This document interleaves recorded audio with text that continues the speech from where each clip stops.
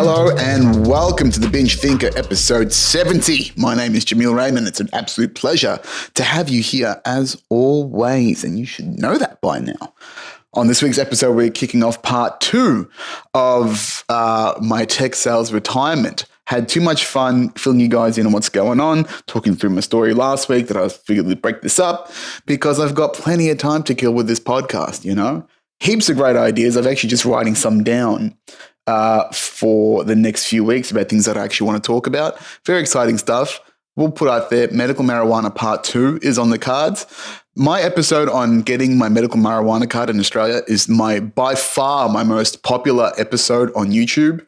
It probably gets a few hits, a couple of dozen hits every day, which is very surprising. And I look like an absolute stoned hippie in there because I was. But it's the most popular by far, but it's good for advocacy, and obviously I'm a medical marijuana advocate, but it's just so funny that that's what I'm most known for on YouTube. But there is actually, there's positives and negatives to it. And I will talk about that in a future episode. And I'll just tell you guys now, it's not all it's cracked up to be, medical marijuana. Being on it for now over a year or close to a year now, I can say that it's got its pros and cons, just like any other form of medicine. And let's not forget that. It is medicine, folks. And I definitely agree to that. And I said that, agreed that it is. And then also talked about that in the initial episode. But a very popular episode. Now that I'm my own man flying solo, I can be cool and open about it being part of who I am, right? And my brand, that I do use medical marijuana. I'm an advocate for it, but it does have its limitations. And that's what we'll talk about. I think it'll be interesting stuff. And if you guys are, part of a crew like me, that you're secret stoners, you're secret intelligence stoners, you're out there. I know you are. I'm friends with a bunch of you, right? We would know. It's probably a sub-community inside the community of marijuana consumers that is optimizing their consumption for daily life. And I'm one of them. And we'll talk about that. Geez, I've just basically done a quarter of that episode already. Just excited to talk about it. I wonder why that is. Take a wild stab. Anyway, last week was a lot of fun. Let's continue with part 2. But I do want to give you a few updates on what's going on. It's been the first week back, or first week on my own, rather, flying solo, being my own boss, and man, it is fucking good. I love just having the mental bandwidth of Cisco out off my head. And it's just me and what I need to do next, having that freedom. There is a degree of mental bandwidth that has disappeared now, a degree of pressure of people that I have to answer to. And the fact that I just feel like I have all this free space to do what I need to do, and it's just all about me now, is very liberating, right? Because I ran my own business. I didn't really need, the company was there to provide me the structure of the business, but I didn't really rely on a lot of people to get what I did done, right? I've always been an independent operator. So I'm just really just doing my own business now. It's really good. I don't know how to explain it. It's like I ran my portfolio at sales, or my sales portfolio, like a business, right? That's one of my biggest lessons, is that you are the business and you should run this like your own business, right? And put the effort in that's required to create structure in your day to make it easy for you to operate day to day. And that is what you do when you're a good business owner, is you work on the business, not just in the business, and you improve the structure of that. So by now now that I actually run my own business full time, and it's a similar expectation of quality and output, right? So this transition from, employee to business owner doesn't feel like much of a shift because I'm just doing more stuff that I would be doing in sales anyway, like business development. Regardless, having my own freedom is amazing, and also very grateful, and a big thank you to everyone that has reached out and provided support. There has been, we've been talking about abundance on this podcast for a very fucking long time now, basically the crux of it, as well as trauma is, right? And man, the abundance that's just come out of this first week has been amazing. Like, people are buying into the vibe so well. It's like, oof. Like, I have these great meetings with students, people that want to be involved in the proof of concept, and even just customers, just people on social media, on the internet, coming to me and be like, hey man, I really want your stuff. What can I do next? How can I be involved? How can I buy? In the first week, right? Something amazing has happened every single day. And man, it feels just so fucking good to just have that immediate payoff of like people are getting what the fuck I'm doing here. Oh, mate, it's worth its weight in fucking gold. It's more than gold. It's not even right. It's more than any material success. That's the whole point. This is good energy, right? I am feeling the resonance of my message getting out there in a big way. Early days, right? That's what's fucking oof. That's what you live for, right? When I spent this entire 12 plus months building this thing, being like, I'm onto something here, and then finally just being immersed in it in my own world right now and going, yep, it's something. It's like, fuck, here we fucking go, right? And all I have to do now is obsess about making it the best thing that I can make. And that's my life for the foreseeable future, right? As I've pursued being a top 1% fucking person my entire career. I've always wanted to be the best at what I do. That's why I got all these fucking awards to begin with. I'm a serial overachiever. But now I've sort of like leaned into it. I used to be a little bit more ashamed of the fact that I was an overachiever because that's what people used to put onto me when I was a kid, is that I'm not, it's being this smart and being this capable is not a good thing. And you should be, we push you away because of that. But really, as a kid, you don't know yourself any better than that. But to realize in this universe, when this is like just becomes this insane, truly one player game, right? It's just you in your own head for your entire existence. Think about life like that. You are in your head your entire existence. So then why wouldn't I just be comfortable with myself and just fucking let some genius out and push it out there? And this is what I really think, and force it into the world. And now it's coming back out at me and it's going, yep. And I'm just going, yes, okay, right? Fuck yeah. Let's just build it out.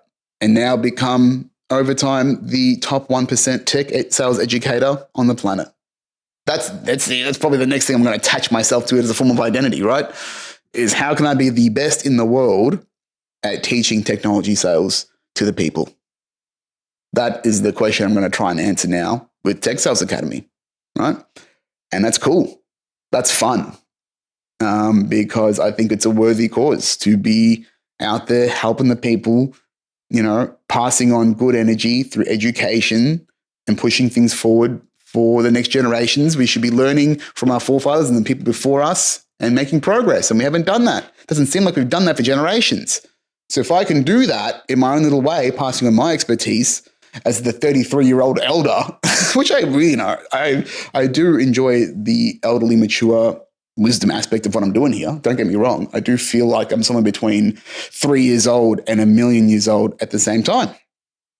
Technically, part of the energy that circulates through me is as old as the universe. So I'm old as that wisdom too, potentially. So are you, dear listener, right? That's all within you. That's what we teach here. Everything you need is within you. You have to go within to develop further. Man. Yeah, having a great fucking time already. Enjoying the journey. Still, a little bit anxious about the destination because not having, we've talked about this, the gap between when you're used to having revenue coming into your business or having money come in and then not, there is a degree of insecurity that you feel until you get to that reconnection of flow of income and resources again. So we sort of just, cruise through that period for a bit, but it won't be long, a few months at most, I would think, based on how already it's selling. So yeah, this is me just playing with my anxiety and my mind focus, sort of just talking out. I do this every goddamn day though. Every goddamn day, this is me in the process of building a business. Is just worrying about the money and money not coming in. I'll be real, right? That's one of the recurring thoughts that I have. It's just one of my core wounds and core fears is not having the comfort of resources and money. It is what it is. I'm sure there's a lot of people like that as well. But yeah, no matter what, like how my worst fear seems to replicate the implication of destitution, that I would be somehow, if this fucked up, I would be dirt poor on the street or something like that. And I'd be living in some shitty apartment, like, like Lenny on The Simpsons when he's like, don't tell people how I live, to that, something like that. Right. Just shivering in my underwear. Somehow I think my life will fall down to that level if this business fails. And I'm like, dude, you have so many checks and balances between now and then, like as if no one is going to loan you money to get off the ground. Like, how badly can you fuck this up? You can just go get another tech sales job immediately at the moment you start running out of money. So, but that fear exists in my head, right? I've talked about the low hum of anxiety that exists within me all day, every day. It has dissipated a fair bit in the last week though, right? Being able to put full-on actions into my business, developing systems, creating progress. It's exciting. It's exciting to see it all come together. It's so good to have the message come back. I've had Ashna joined my team. She was one of my mentees. I think I talked about it last time, but it's great to have a team member, someone to share this experience with. Ashna has been my mentee for the last 2 years as part of the Cisco Mentor Me program. We really hit it off. She's a bright spark, a type A. She's got the fucking good juice in her head, right? She's got the nous. So hiring her based on her capabilities and her personality and her will to succeed, as opposed to learning actually know how to use any of the tools that's required to do the job that I've given her as a social media manager. She'll pick it up. She'll ace it, right?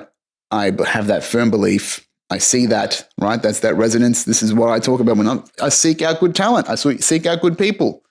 That's why I put this vibe out there. And, right, this is what you got to do. This is what I connect with, is like good, talented people. I can sense when people have got skills and capabilities. So, who is it? Michael. Oh, goddamn, I should look him up. I was thinking about, this podcast might just go completely sideways. We'll see what happens. Who was I?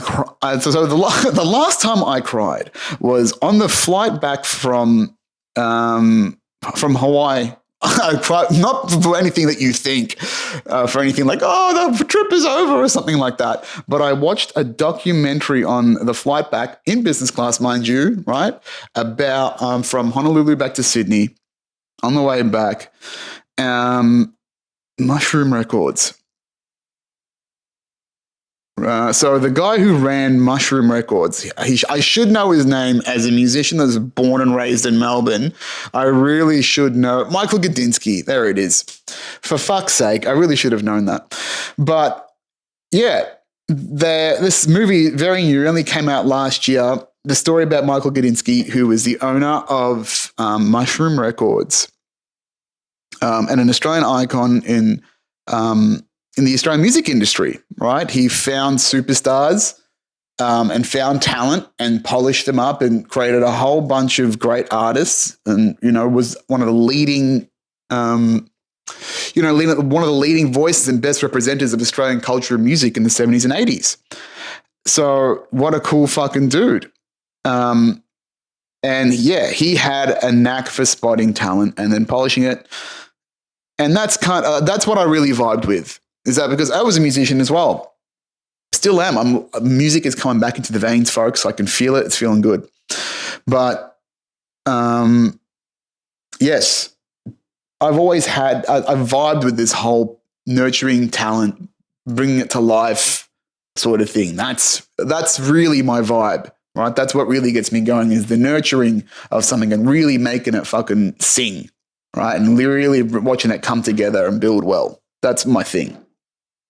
So seeing that he did that and had a high passion for life, very passionate person about his cause, a constant ball of energy, jumping from gig to gig to gig, partying, still into his, I would say, 60s,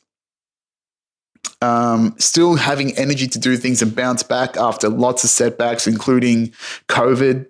That killed the Australian music industry and a lot of music industry and a lot of live industry for many years.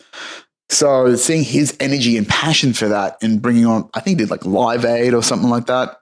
I'm trying to look through the Wikipedia at the moment. But he founded like Split Ends. Well, he's not founded, discovered, I guess you could say. Who else is he put together? All right, here we go.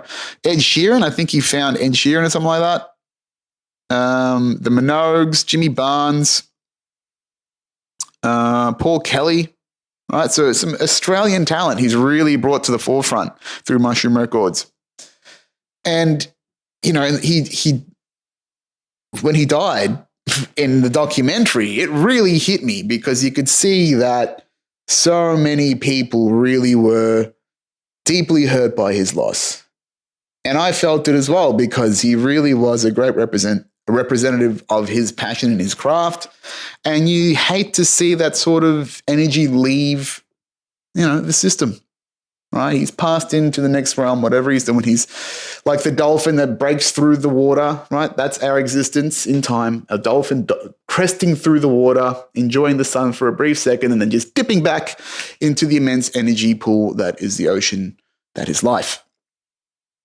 So, you know, really making the most of it in his time got to me, hit the heartstrings, and I did sob a little about that. And straight up, I was like, wow, this guy really put out as much as he could. He got maximum life out of what he loved. And that's really fucking cool. And that's something that I hope to aim for in every aspect of my life, right? You just find what you love and you let it kill you. And right now, for me, that seems to be, you know, building people up, watching them succeed. That's a fuck. I mean, how could I, if you've got a passion like that, which is just so inherently just purely positive, because it is, right? This is the highest good that I can muster out of my skill set. That's what it's out there for, right? Is to just serve. So I think that's part of the reason why it resonates back so easily. And this is why I'm talking to you guys about this, is that higher purpose, right? If you focus on that higher purpose in anything you're trying to do, whatever business you're pursuing, whatever element of yourself you're trying to aim for, right? If you just keep going for that higher purpose, everything else will fall into place. And that's what it feels like it's doing now. I've just got to do the work, put out a body of work that I'm proud of. And again, because I'm just leaning so heavily into a pure and good intention to serve, shit's going to pop, right? I'm putting that out there right now. And maybe that's a manifestation too. Don't forget, I got to talk this shit into reality. So the fact that I have a unfettered view of my life and it's entirely up to me to just prioritize this time and do the work of the next few weeks is great, right? It's a test and I will fucking succeed because, you know, I've been ramping up to this for fucking years now. And it's not like it's one and done anyway. This is version 1. I just like I do everything else in my life, I iterate ad nauseum, ad infinitum, right? Man, those fucking Alpha Brains are really kicking in with that weed, huh? It's a great combo. I reckon I'll do every podcast like this from now on. Time's flying. I know that you guys are probably cooking through this as well. Whew. Welcome to the danger zone, boys and girls. But yes, had a good old sob in November. And no, start of December. Next week, I would become viral on the interwebs because of one of those flights. Strange times, people. What a strange existence that I live in. Glad you're a part of it. It must be interesting from the outside to be like, what the fuck is this guy on and what does he do? I'll tell you to that Kanye quote, like the only thing I regret in life is not being able to see me perform, some shit like that. It's getting really egotistical, but we're having fun. We're talking a bit of shit, folks. You've seen all my fucking warts and all anyway. It's not like I can be all hoity-toity. Anyway, yes, building this is great. Living in alignment is getting fucking great. I genuinely feel that, right? And that's why I want to talk about it, is that fuck. Man, I got to document this, put it out there for the people to tell you it's there. It's available to you. You just have to dig deep, and it takes time, man. It takes time to find that inner alignment and just sort of lean in and find what that life story. Now that I look back now on my life and how it's come together, and the coaching and over the years and sales and all this sort of stuff, like it feels like this is a culmination of something that's going to come together. It's meant to come together in my life. And that's what it oddly feels like right now, because I look back and I'm like, Jesus, I can see the patterns here. And I think Steve Jobs said this, is like, you can only really take an understanding of life when you look back and connect the dots when you look back. I think, let me find that quote out. I need to get me a fucking young Jamie in here. Steve Jobs, connect dots. Give me one sec.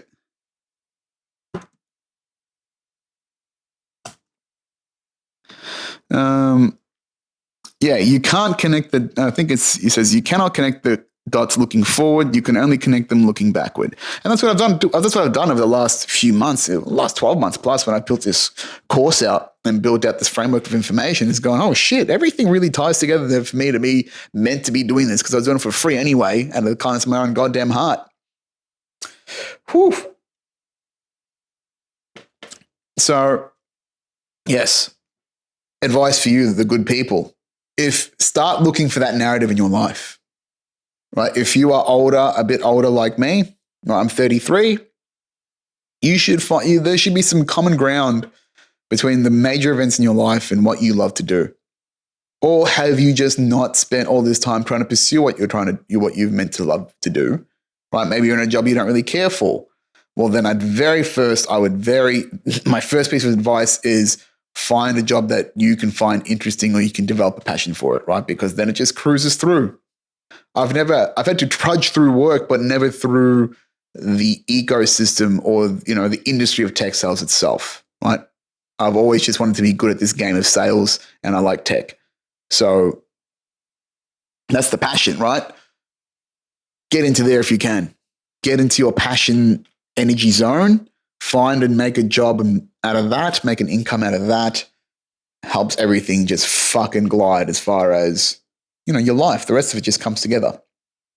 And then hopefully you can bottle that up, those insights from that time, sell it to the people coming up just like I am. Great template there for, future abundance for you guys. Free sales tips, free business tips. Can't tell me I'm not fucking generous, ladies and gentlemen. Jesus Christ. Whew, man, I'll tell you, these alphas are really taking me off a left turn as a human being. All right, let's get this back on the road. So, yes, I think that's probably all I'll talk about around business building. I will talk about, in the next couple of weeks, about the pitfalls, the obstacles of it to overcome in building a business, because good Lord, are there many, right? This has not been easy by any standard. Has it been worth it? Yes. Has it been easy? Absolutely not. And we should talk about that, right?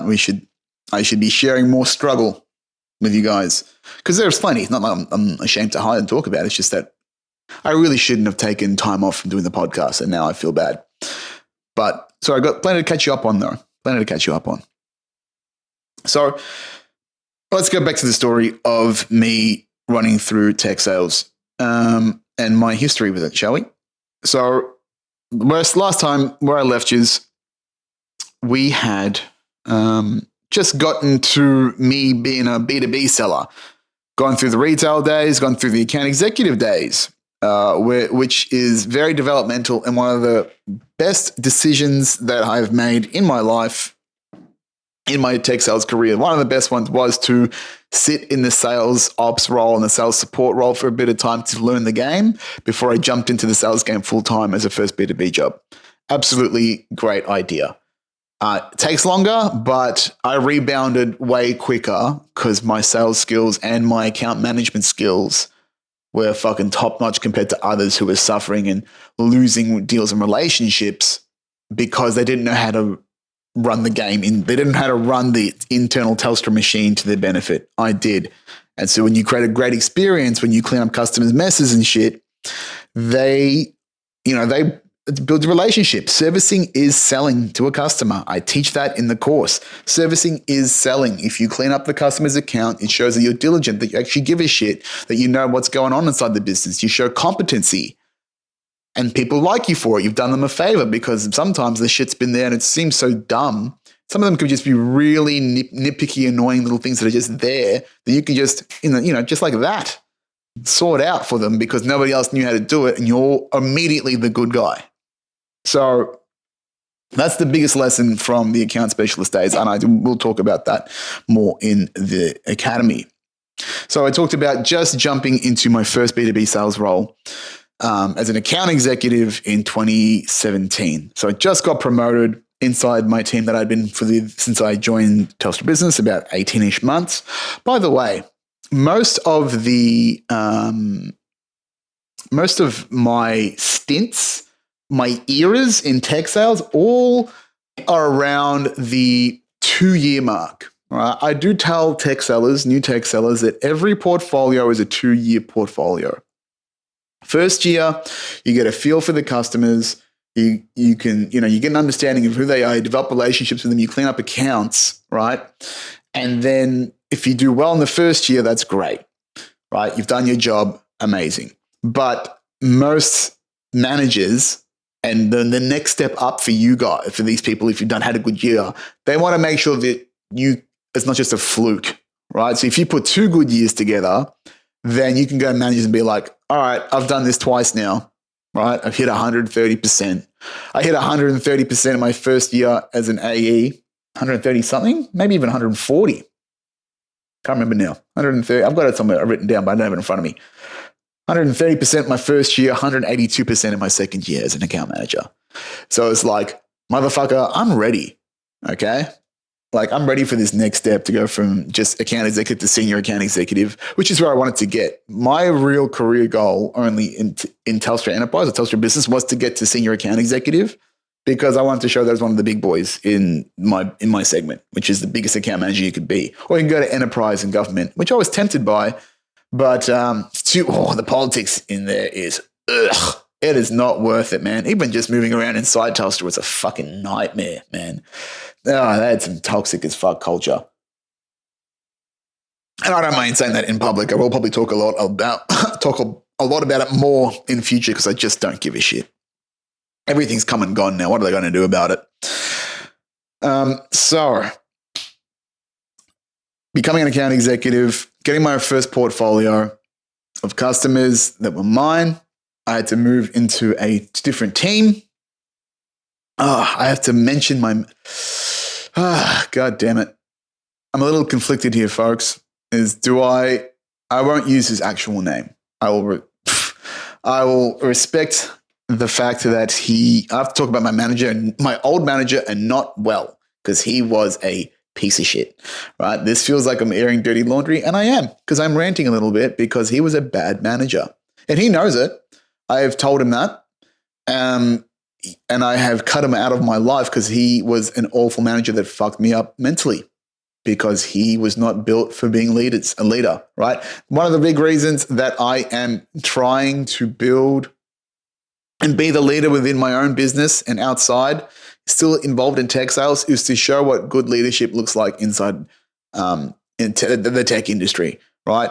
I want to make sure that I'm good to the people that are in my business, in my team, because I just think that so many people do not know how to manage people, or just don't know how to, there are so many people leaders inside tech organizations that are not built to be people leaders. Most of them are sales managers, want to climb the ladder, that did not have, there was good sellers, super sellers rather, that, were the best at what they do functionally as a salesperson, but they don't have the leadership skills or the mental capacity or the emotional range to do that, right? They just focus on themselves their entire career and getting their number in.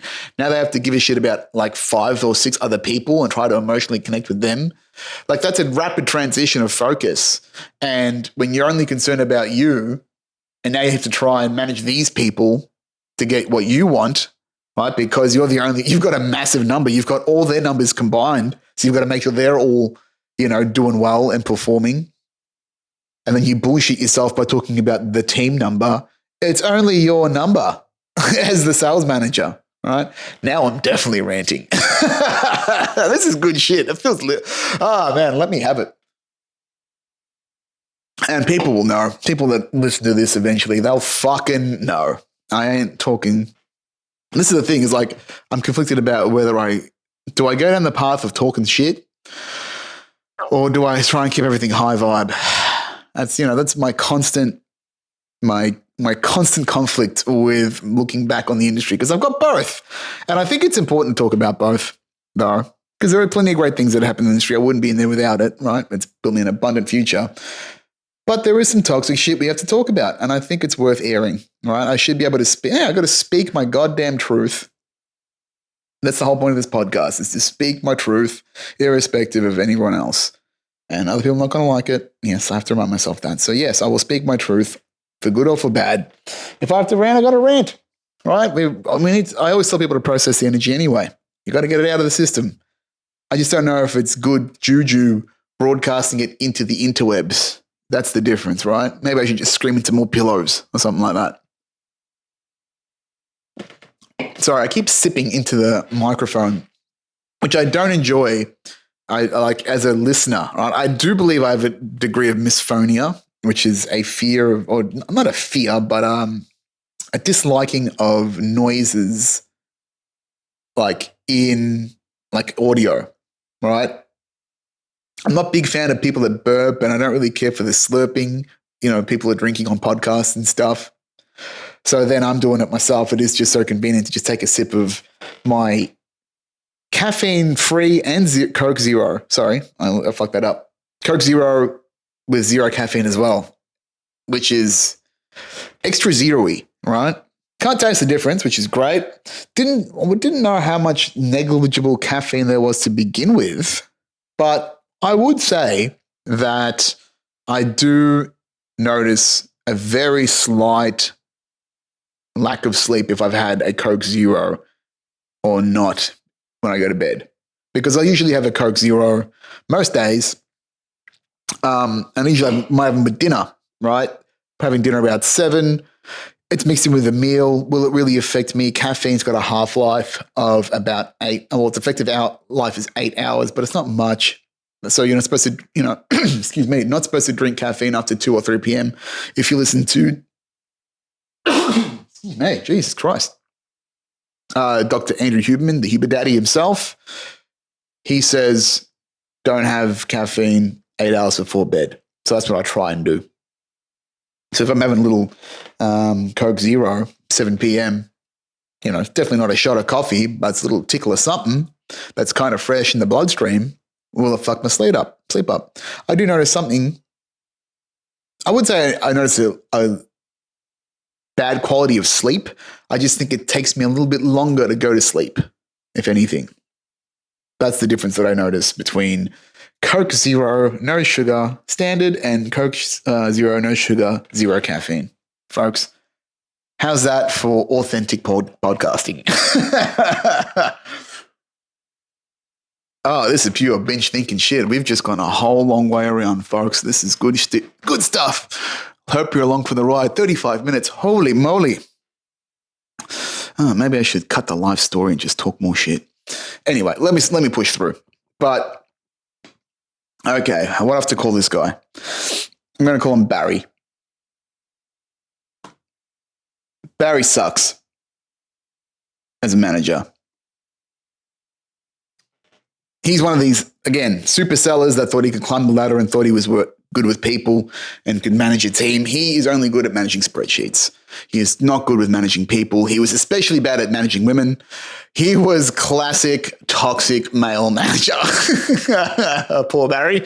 Unfortunate Barry. And he should never, ever manage anyone ever again. He should manage his own thing and stick to that. Stay in his own little world, because he is not good with people. Full stop. And it's not just me that says that. It's pretty much everyone on his team.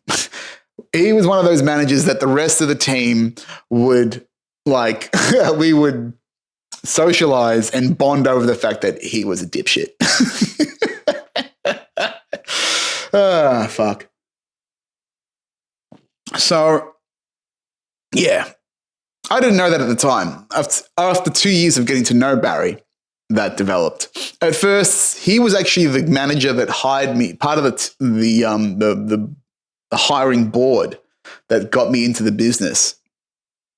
Oh, let me tell you a funny story actually about my interview when I went for the account specialist role. So I've shown as content on Tech Sales Academy on my LinkedIn that I have 11 copies of top sales awards that I've won during my retail years. So I've got the Laminate Sales Award. I keep them. Like I said, I fucking hoard glory, right? And success. I am an overachiever. And I just have to be outward about that. And it's because it's more fun. So I keep these things as like trophies, right? I didn't have any sports trophies growing up because I was a little fatty. All of my trophies are fucking intellectual ones, like top sales awards and report cards that just are all A's, an advanced learner and shit like that. Anyhow, I brought all 11 of them in because I was like, I can sell, right? I can sell. Like if you've got a sales role, an account manager role, I'm a pretty good fucking salesperson. And Aaron goes, oh yeah, what evidence do you have to say that you're good at sales? And I said, oh, what about this? So I pulled out a folder and I had all 11 laminated top sales awards in the interview. What a wanker. That's some wanky ass shit, man. Hey, that's how much your boy fucking believed in himself, right? I'm just like I played that shit out like Yu-Gi-Oh! Like fucking your move, motherfucker. So stupid. Oh shit. Yeah, I just fucking pulled out a trap card or something like that. And just showed my 11 top sales awards. How do you like that? And he kind of like smirked at it, I remember. And yeah, just something, a moment that I did not forget because I thought he must have been like, he's onto something. This guy's got something because it's undeniable, right? Despite my poor execution of my, displaying my talent and capability, it got the message across, right? I can be very blunt and very direct. And it did the job because I got, here I am. I was like 18 months later after that interview in now Barry's team selling tech and getting my, getting off the bumpers of sales support and getting on the reins for the first time myself. So I get the portfolio. It used to belong to a colleague of mine who I was actually friends with in college. What did I say college for? In high school. His name's Chris. G'day, bad. G'day, Chalky. I don't think you'll ever listen to this, but just in case you do, shout out to you because we're great friends. But we somehow followed each other. We've just had this weird intertwined relationship where we've just followed each other from high school. We became friends. We were both chubsters in high school, right? Chalky's had his problems with his kilos in the back in the day. I actually got Chalky onto Nikita, right? So Chalky and I went to high school together. Then we ended up at Telstra together in a similar team in the same department. Then I took his old role at Cisco, I took his old role at Cisco. Yeah, so this is the second time that I've taken this. Oh, what am I trying to say? Here we go. Sorry. So the reason why it's so interesting is that, we were in Telstra together, and then he left this portfolio to try a different one, and I took his old portfolio. That was a long fucking way around. Jesus Christ.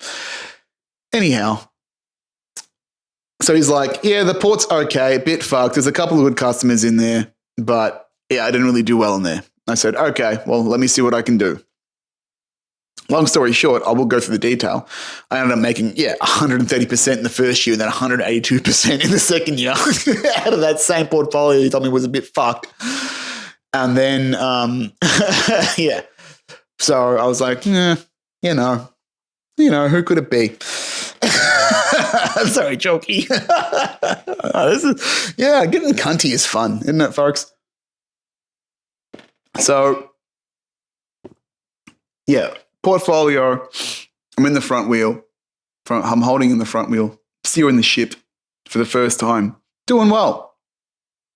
I'm getting my systems together, knowing that I've got an advantage over my colleagues to go, I know this business pretty well. I'm telling customers, I know what not to do in the business, right? And that's a different way. It's a different approach because you have to differentiate yourself. It creates intrigue because one of the things that new tech sellers need to understand is this concept of who the fuck are you? And what does that mean? It means that, if you're a hotshot mid-20s new account manager, new tech sales guy, keep in mind that's happening at every entry-level position across the tech industry. So a lot of customers could be inundated and have been inundated by hotshot, fresh tech bros and broettes and ladettes from every dimension of their vendor and tech sales ecosystem. So, if you've been an IT manager for 10 plus years, which many of them have, right? A lot of them are just, ingrained into businesses because they know so much. They've seen 5 generations of upstart account manager, of fresh-faced keen that wants to talk business and collaborate and create synergies and shit. They're a bit tired of it because, right, they've had to do this reintroduction, this re-breaking of the relationship every 1 to 2 years of their account manager. So they're a bit sus to the game. So they're going to go. So part of them will be skeptical and be like, all right, so what's this kid got this time? And it's just the way it is. It's the reality. And you've got to break through that.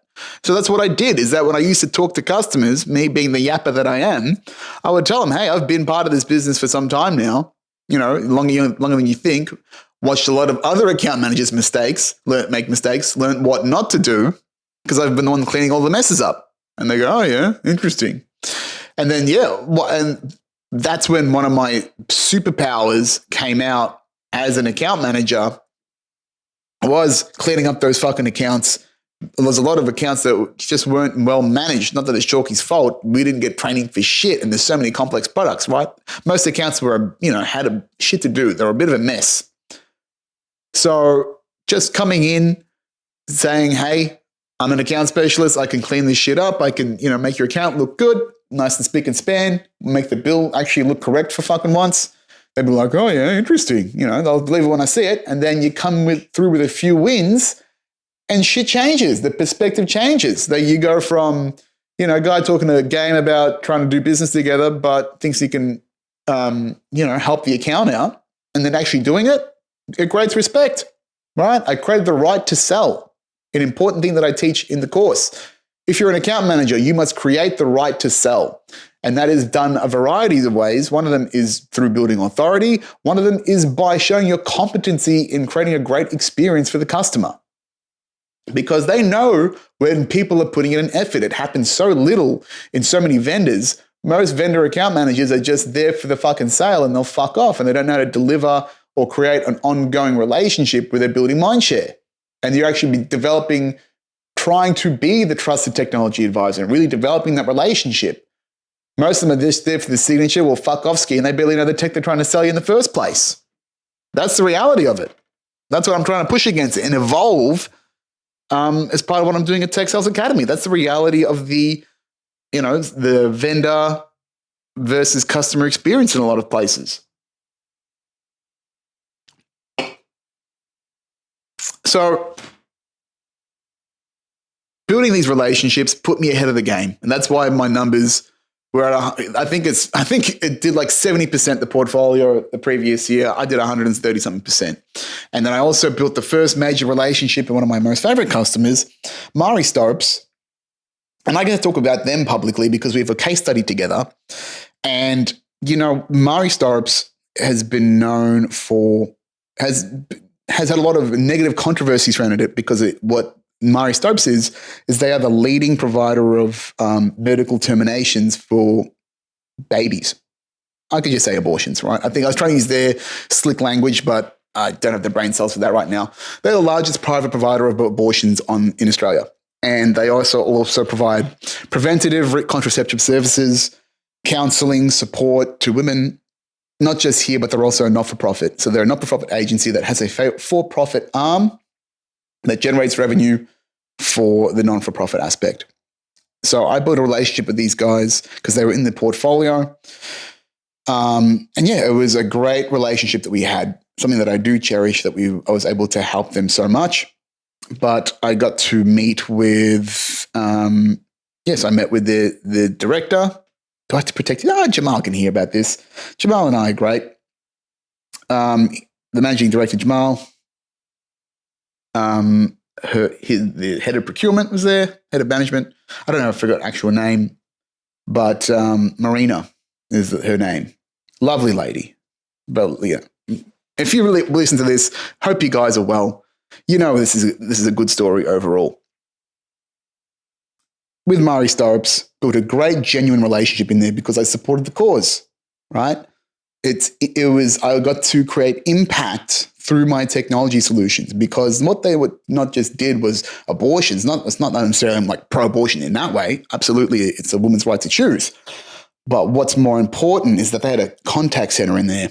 And so they would provide counseling and support to these women that had limited options, about their contraceptive options, or maybe were pregnant under duress and wanted to look at what their options were, right? There's certainly cases of rape and sexual abuse. And, there's so many, think of all the negative ways that women would get pregnant and would require medical termination and abortion, right? So it's really sensitive in there. And some of those counselors must be absolute fucking saints, right? And can take some shit and have heard some shit, right? So now I get to play, I get to play a silent hand in contributing to the betterment of that, right? This is I get to contribute to, over time, we developed a technology strategy to uplift the technology services and capabilities. We helped uplifted the IT environment, created a great operational standard, put them in the hands of great partners that looked after them, right? And then we were able to uplift the capabilities to serve their end users and better serve their customers and their clients, which are women that, are disadvantaged and families that are disadvantaged. So that's cool. Right? These moments with big relationships where you can actually create something with impact and say, hey, I'm creating solutions that improve the patient experience of a woman that's under duress that might have to get a medical, termination, right? I can make that. I'm helping implement technology solutions and ways to make that person feel better. And, somehow add a level of comfort or convenience to this very unfortunate experience. And that's what I think about when I lean into these customers. My favorite customers have been not-for-profit customers. I've had two of them, big ones, Murray Stopes and Save the Children, which I'll talk about in another ep, because that's the latter years, right? But Murray Stopes was the first relationship that I had, that I created a genuine technology partnership with these people, had their best interests at heart. And that's where I've learned these key lessons along the way about, if you just show up for customers and are genuine in your intent to serve them and just do whatever you can to make that, their best outcomes happen for them, money's not a problem, right? They spent millions of dollars with me in my first year because they could, I think part of them can sense, but I certainly put the intention in, right? If I had to ask what the success was in there, I know that I put the intention in to just do what's required to make something cool happen and, help them out in their cause, right? They went through a full network refresh, an infrastructure refresh. We transformed the IT department inside out, right? Every degree of the technology ICT ecosystem, we pretty much touched. Full data network, transitioning from copper to fiber, 15 sites, that's irrelevant now because they've got less, but so I can talk about this stuff. Refreshed all their servers, all of their switching, all of their routers, all of their endpoints, right? 150 plus soft clients, top to bottom, right?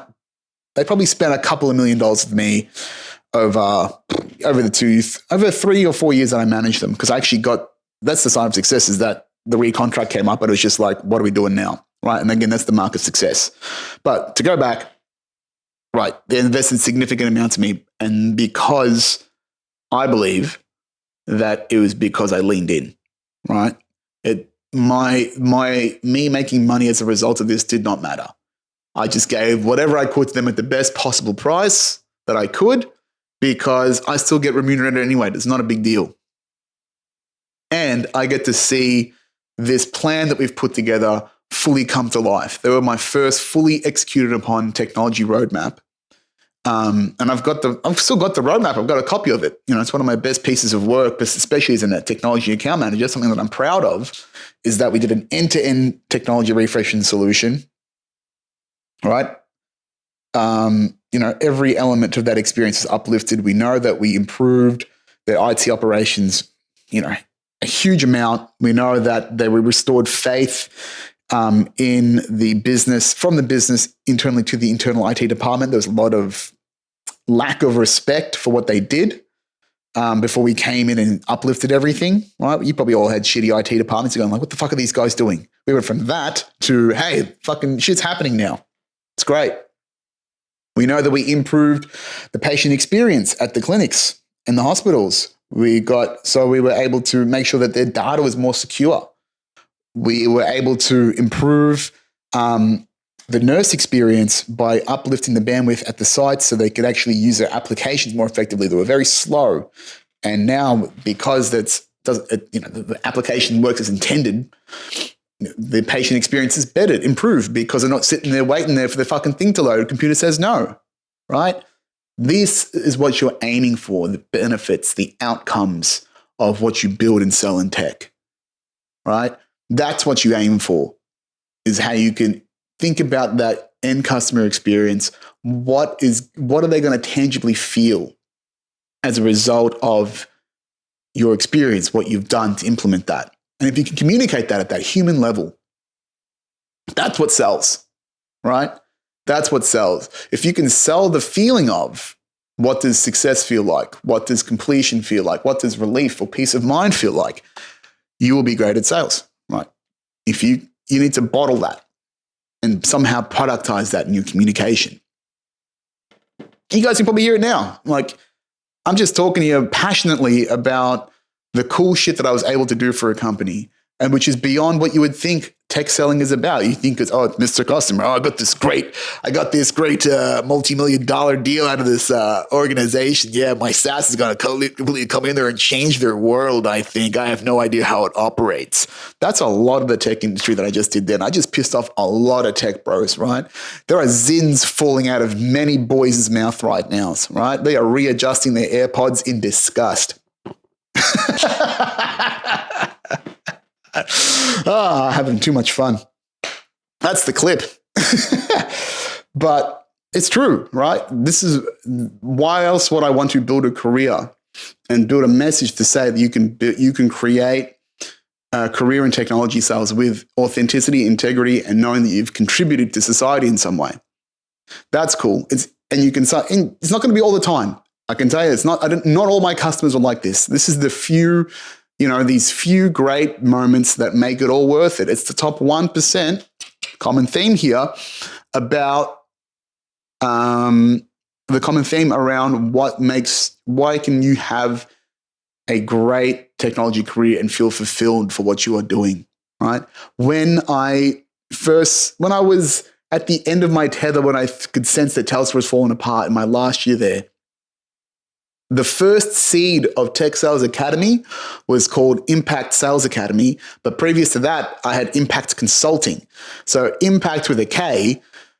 I always had this idea that I should create an independent technology advisory for non-for-profits and just tell you, hey, how can you maximize your fucking dollar inside vendor land to make sure that you don't get staunched on pricing? Because you obviously have to be very pedantic and nitpicky about how much you invest, because you've got a limited amount of resource, and a lot of those organizations have to show ROI because you're part of the cost of the dollar that does not go to feeding the starving children, for example, right? You know that every dollar you donate, like 29% of it goes to actually maintaining the process of getting it to the kid, maybe even more. So you've got to show for that and maximize your value. But I will tell you now, little tip, not-for-profits say they don't have money. They've got money. Everyone's got money, but they have to constantly talk like they don't have money. That's the whole point, right? Is they get to go, yeah, we're a charity, come on. But they have the cash if they need it. That's what I've learned, right? Built a very fine career servicing the NFP community. and have enjoyed doing so, right? It is technology for purpose, things that are done for purpose. Common theme on this podcast, common theme of my life, purposeful, positive work. This is what we're up to, folks. This is what we're trying to get done every single day, living the good life in integrity, in alignment, and maybe getting a little enlightened as well. I've certainly felt quite enlightened this podcast. What about you guys? Oh man, how much time have we done here? 57. Jesus Christ. Can't believe it. Do I wrap up there? Yeah, why not? Maybe this is my wild streak where this is where this becomes my outlet for the time being whilst I go slightly mad in, just creating this course. Yeah, it's 57 minutes. I'm going to fucking wrap it up here and we'll just keep having fun and seeing where this takes us, right? Because, it's liberating. It's fun. Let me know. Do you like the wild side? Let me know in the comments. DM me, binges. I like this. This is pretty fun. I think I'm just scared of rocking the boat, so to speak. But this is honestly what I feel and do, so fuck it. Anyhow, gonna leave it there, folks. Hope you're having fun. I'm clearly having a lot of fun being my own boss, being my own man, and just being like, fuck it, I'll put this on the internet because this is what I'm like in real life.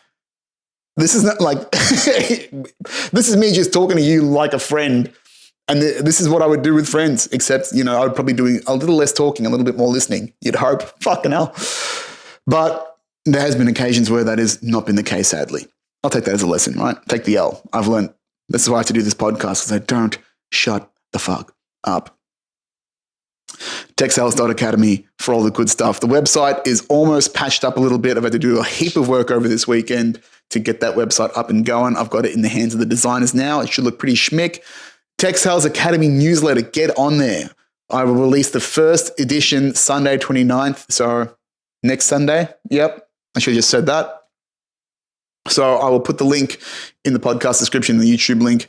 Sign up for that. It's going to be cool. I'm going to talk about spirituality, technology, performance, all of my systems. I will publish all of my systems, physical, mental, spiritual systems on there, documented for yours to keep for life. And I'll update that every year. It's like a cool little diary thing, right? How does a big boy keep so sharp all the time? Here's the answers. Open source, baby. Check that out. Newsletter. Like and subscribe on the YouTubes. Be good to each other. Let me know if this has been fun for you as it has been for me. See you next week, folks. Ciao for now.